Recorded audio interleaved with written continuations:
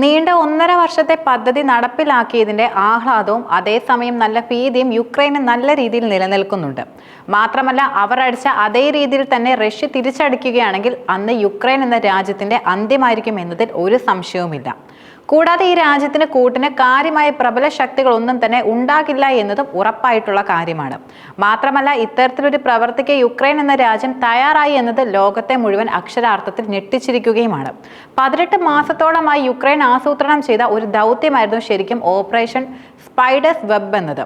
മാത്രമല്ല, യുക്രൈൻ റഷ്യയുടെ നിരവധി വ്യോമതാവളങ്ങൾക്ക് നേരെ വലിയ തോതിലുള്ള ഡ്രോൺ ആക്രമണമാണ് കൂടുതലും നടത്തിയിരിക്കുന്നത്. അതിർത്തിയിൽ നിന്ന് ഏകദേശം 4000 കിലോമീറ്റർ അകലെയുള്ള സൈബീരിയയിലെ ഒരു വ്യോമതാവളത്തിലടക്കം ആക്രമണവും ഉണ്ടായി. കൂടാതെ ഇതാദ്യമായിട്ടാണ് യുക്രൈൻ സൈബീരിയയ്ക്ക് മുകളിലൊക്കെ ഡ്രോണുകളുമായി കൂടുതലും എത്തുന്നത്. ട്രോജൻ ഹോഴ്സ് മോഡൽ ആക്രമണമായിരുന്നു യുക്രൈൻ നടത്തിയെന്നാണ് കൂടുതലും പറയുന്നത്. പ്രത്യേകം സജ്ജീകരിച്ച FPV ഡ്രോണുകൾ അഥവാ ഫസ്റ്റ് പേഴ്സൺ വ്യൂ ഡ്രോണുകൾ മൊബൈൽ വുഡൻ ക്യാമ്പിനുകളിൽ ഒളിപ്പിച്ച് കൊണ്ട് ഡ്രോൺ വഴിയായിരുന്നു റഷ്യയിലേക്ക് കടത്തിക്കൊണ്ട് യുക്രൈൻ ആക്രമണം നടത്തിയതെന്നാണ് റിപ്പോർട്ടുകൾ ചൂണ്ടിക്കാട്ടുന്നത്. കൂടാതെ ലക്ഷ്യസ്ഥാനത്തിനടുത്തെത്തിയപ്പോൾ ക്യാബിനുകളിൽ മുകൾ ഭാഗം തുറന്ന് അതിനുള്ളിൽ നിന്ന് ഡ്രോണുകൾ പറന്നുയർന്ന് സമീപത്തുള്ള വ്യോമതാവളങ്ങളെ കൃത്യമായി ലക്ഷ്യമിട്ടുകൊണ്ട് തന്നെ ആക്രമണം നടത്തിയതാണ് ശരിക്കും ഈ രീതി എന്നത്. കൂടാതെ മറ്റൊരു ശ്രദ്ധേയമായ കാര്യം എന്നത് ട്രോയ് നഗരത്തിന്റെ പതനത്തിലേക്ക് നയിച്ച ട്രോജൻ ഹോഴ്സ് എന്ന മരക്കുതിരയ്ക്കകത്തു കയറി ഗ്രീക്ക് സൈനികർ നടത്തിയ മിന്നലാക്രമണത്തിനെ ഓർമ്മിപ്പിക്കുന്നതിന് സമാനം തന്നെയാണ് യഥാർത്ഥത്തിൽ ഈ ആക്രമണവും. അതിനാൽ തന്നെ ഇതിനെ ട്രോജൻ ഹോഴ്സ് മോഡൽ ആക്രമണം എന്നാണ് കൂടുതലും വിശേഷിപ്പിക്കുന്നത്. അതേസമയം തന്നെ നിരന്തരം വികസിച്ചുകൊണ്ടിരിക്കുന്ന ഡ്രോണുകളുടെ ലോകത്തിലെ വലുപ്പത്തിൽ ചെറുതായ ഡ്രോണുകളാണ് FPV ഡ്രോണുകൾ എന്നത്. ഇതിന്റെ മുൻവശത്ത് ഒരു ക്യാമറയും ഘടിപ്പിച്ചിട്ടുണ്ട്. മാത്രമല്ല, ഈ ക്യാമറയിൽ നിന്നുള്ള തത്സമയ ദൃശ്യങ്ങൾ വീഡിയോ ഓപ്പറേറ്റ് ചെയ്യുന്നവർക്ക് അറിയാൻ കഴിയുന്നതാണ്. ഈ തത്സമയ ഫീഡ് സമാനതകളില്ലാത്ത നിയന്ത്രണവും അതുപോലെ തന്നെ കൃത്യതയുമാണ് കൂടുതലും നൽകുന്നത്. മാത്രമല്ല, 100-ലധികം ക്വാഡ്കോപ്റ്റർ FPV ഡ്രോണുകളാണ് ഈ ഓപ്പറേഷനായി റഷ്യയിലേക്ക് കടത്തിയെന്നാണ് യുക്രൈൻ സുരക്ഷാ സേനയുമായി ബന്ധപ്പെട്ടവർ വെളിപ്പെടുത്തുകയും ചെയ്യുന്നത്. മാത്രമല്ല, ഇവയെ പ്രത്യേകം നിർമ്മിച്ച മരം കൊണ്ടുള്ള ക്യാബിനുകളിൽ സൂക്ഷിച്ച് ലോറികളിലാണ് കൊണ്ടുപോയിരുന്നത്. സ്ക്രീനോ മൊബൈൽ ഉപകരണമോ ഉപയോഗിച്ചുകൊണ്ട് നിയന്ത്രിക്കുന്ന സ്റ്റാൻഡേർഡ് ഡ്രോണുകളിൽ നിന്നും തികച്ചും വ്യത്യസ്തമായിക്കൊണ്ട് തന്നെ FPV സിസ്റ്റങ്ങൾ കുറഞ്ഞ ലെറ്ററൻസി വീഡിയോ ഫീഡുകൾ ഉപയോഗിച്ചുകൊണ്ട് വലിയ ദൃശ്യങ്ങൾ യഥാർത്ഥത്തിൽ പ്രകടമാക്കുകയും ചെയ്യുന്നുണ്ട്. ഇത് ശരിക്കും ഉയർന്ന പ്രതികരണ ശേഷിയും അതുപോലെ തന്നെ ചടുലതയും ആവശ്യമുള്ള ആപ്ലിക്കേഷനുകൾക്ക് വലിയ രീതിയിൽ അനുയോജ്യവുമാണ്. ഉയർന്ന റെസൊല്യൂഷൻ ഇമേജിങ്ങിനായി രൂപകൽപ്പന ചെയ്തിരിക്കുന്ന പരമ്പരാഗത UAV ക്യാമറകളിൽ നിന്ന് വ്യത്യസ്തമായിക്കൊണ്ട് തന്നെ തത്സമയ പ്രതികരണശേഷി ഉറപ്പാക്കാൻ FPV ക്യാമറകൾ കുറഞ്ഞ ലെറ്ററൻസിക്കും അതുപോലെ ഉയർന്ന ഫ്രെയിം റേറ്റുകൾക്കും മുൻഗണന നൽകുകയും ചെയ്യുന്നുണ്ട്. ഈ ക്യാമറകൾ സാധാരണയായി അനലോഗ് അല്ലെങ്കിൽ ഡിജിറ്റൽ ആയിട്ടാണ് നിൽക്കുന്നത്. കൂടാതെ ഡിജിറ്റൽ സിസ്റ്റങ്ങൾ അല്പം വർദ്ധിച്ച ലെറ്ററൻസി ചെലവിൽ മികച്ച ഇമേജ് ഗുണനിലവാരം വാഗ്ദാനം ചെയ്യുകയും ചെയ്യുന്നുണ്ട്. വീഡിയോ ട്രാൻസ്മിറ്റർ റേഡിയോ ഫ്രീക്വൻസികൾ ഉപയോഗിച്ചുകൊണ്ട് പൈലറ്റിന്റെ മോണിറ്ററിലേക്ക് ദൃശ്യങ്ങൾ അയക്കുന്നതും അതുപോലെ FPV വഴി സാധിക്കുന്നതാണ്.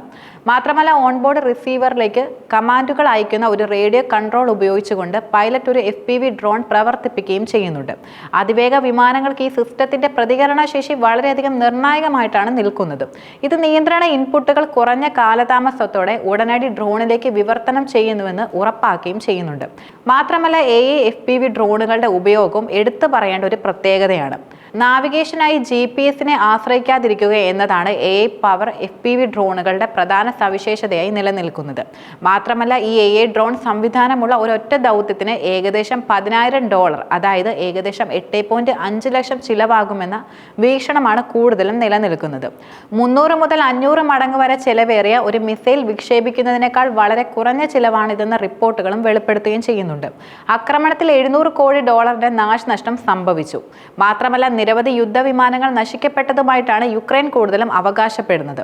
എന്നാൽ ഇവാനോവോ, റിയാസൻ, അമൂർ വ്യോമതാവളങ്ങളിലെ ആക്രമണങ്ങൾ വിജയകരമായി തടഞ്ഞുവെന്ന് റഷ്യൻ പ്രതിരോധ മന്ത്രാലയം നിലവിൽ അറിയിക്കുകയും ചെയ്തിട്ടുണ്ട്. പക്ഷേ യുക്രൈൻ വെളിപ്പെടുത്തുന്നത് ഈ ആക്രമണങ്ങളിൽ റഷ്യയുടെ 41 ബോംബർ വിമാനങ്ങൾ തകർത്തു എന്നുള്ളതാണ്. മാത്രമല്ല, 100-ൽ താഴെ സ്ട്രാറ്റജിക് ബോംബർ വിമാനങ്ങളുള്ള റഷ്യയുടെ 40-ലധികം വിമാനങ്ങൾ നഷ്ടപ്പെട്ടിട്ടുണ്ടെങ്കിൽ അത് റഷ്യ അങ്ങേയറ്റം പ്രകോപിതരാക്കുമെന്നതിൽ യാതൊരുവിധ സംശയവുമില്ല.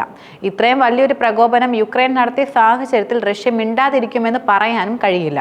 യുക്രൈനെ പോലെ 1.5 വർഷമൊന്നും കാത്തിരുന്ന് കണക്കുകൂട്ടലുകൾ നടത്തേണ്ട ആവശ്യം റഷ്യ എന്ന രാജ്യത്തിന് നിലനിൽക്കുന്നുമില്ല. യഥാർത്ഥത്തിൽ യുക്രൈൻ എന്ന രാജ്യത്തെ റഷ്യ എന്ന രാജ്യത്തിന് ഒറ്റയടിക്ക് വീഴാവുന്ന അത്രയും മാത്രമേ ഉള്ളൂ. കിട്ടിയ ഈ അടിക്ക് മറുപടി കൊടുക്കാൻ റഷ്യ കളത്തിലേക്ക് ഇറങ്ങിയാൽ പിന്നെ സെലൻസ്കി എന്തൊക്കെ ചെയ്തിട്ടും യാതൊരുവിധ കാര്യവും കാണില്ല. അതേസമയം തന്നെ അമേരിക്കൻ പ്രസിഡന്റ് സ്ഥാനത്തേക്ക് തിരിച്ചെത്തിയാൽ ആദ്യം തീർപ്പാക്കുന്നത് യുക്രൈൻ റഷ്യ യുദ്ധമാണെന്ന് പ്രഖ്യാപിച്ചുകൊണ്ടാണ് അമേരിക്കൻ പ്രസിഡന്റ് ഡൊണാൾഡ് ട്രംപ് പൊതു തെരഞ്ഞെടുപ്പിനെ നേരിട്ടിരുന്നത്. കൂടാതെ താൻ അധികാരത്തിൽ എത്തുകയാണെങ്കിൽ 100 ദിവസത്തിനുള്ളിൽ യുദ്ധം ഒത്തുതീർപ്പാക്കുമെന്നും അദ്ദേഹം വെളിപ്പെടുത്തുകയും ചെയ്തിരുന്നതാണ്. പക്ഷേ ട്രംപിന്റെ എല്ലാ കണക്കുകൂട്ടലുകളും തെറ്റുകയായിരുന്നു. ഇതുവരെയും യുദ്ധം അവസാനിപ്പിക്കാനുള്ള സമാധാന ചർച്ചകളെല്ലാം തന്നെ വിഫലമായി മാറുന്ന കാഴ്ചയാണ് ഇപ്പോൾ നാം കാണുന്നതും. അതിനാൽ തന്നെ യുക്രൈൻ വിഷയത്തിൽ ട്രംപിന്റെ ക്ഷമ നശിച്ചിരിക്കുന്നുവെന്നാണ് വൈറ്റ് ഹൗസിൽ നിന്നും റിപ്പോർട്ട് പുറത്തു വന്നത്.